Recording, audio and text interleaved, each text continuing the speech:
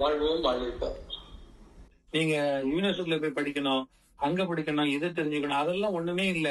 fraction of second it will be change. நேற்று இருந்த அறிவும் இன்னைக்கு இருந்த அறிவும் ஒரே நிமிஷம் இதெல்லாம் உதறி தள்ளினார். அடுத்த நிமிஷம் இந்த அக்கா கையில அந்த அப்பத்தை கொடுக்கும்போது வாங்கின உடனே என்ன தெரியுதுன்னா, இது விஷம் இருக்கிறதுன்னு தெரியுது. சாதாரணமா தெரியுமா?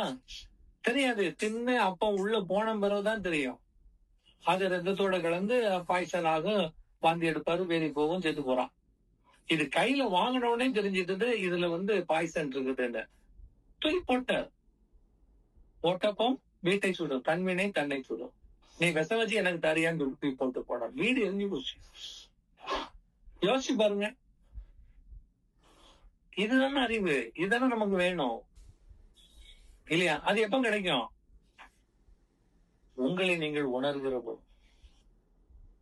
அதுதான் ஞானம். ஞான பயணத்துல அதுதான் அடையும். குடும்பத்திலே இருக்கலாம், புருஷனோட இருக்கலாம், பொண்டாட்டியோட இருக்கலாம், பிள்ளையோட இருக்கலாம், தொழிலே பண்ணலாம். நம்ம சாமியாரா போகணும், மலையில போய் இருக்கணும்லாம் it's not necessary. But your mind must be clean. உங்க மைண்ட் எப்படி இருக்கணும்? கிளியரா இருக்கணும். இந்த மைண்ட்ல இறை சித்தம் மட்டும்தான் இருக்கணும், இறை தேடுதல் மட்டும்தான் இருக்கணும்.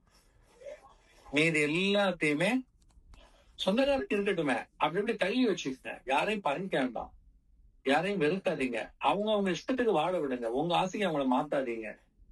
அவங்க வாழ்க்கைக்குள்ள நீங்க குறுக்கிடாதீங்க. அந்த பாரத்தை தலையில் தூக்காதீங்க. நீங்க சாப்பிடுங்க, நீங்க கொடுங்க. அப்படியே அதாவது எப்படி இருக்குன்னா, எண்ணெயும் தண்ணி மாதிரி வாழும், தாமரை இலை தண்ணி மாதிரி. அப்ப பாரம் வராது.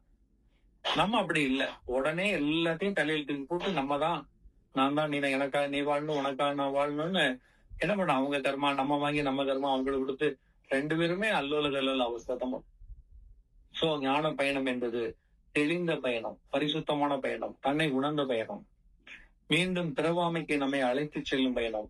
அதற்கு நாம் என்ன வேணும்னா, வாழ்கின்ற பொழுதே எந்த வகையில் நாம் தாக்கப்படுகிறோம், எந்த வகையில் நமக்கு துன்பம் ஏறுகிறது, எந்த பொருளால் இல்லையா, எந்த மனிதரால், எந்த உறவால், எந்த நிலையால் நமக்கு சிக்கல் வருதுன்னு சொல்லி நம்ம அதை உணர்ந்து இருந்தோம்னு சொன்னா, definitely we can success, we can get the good life.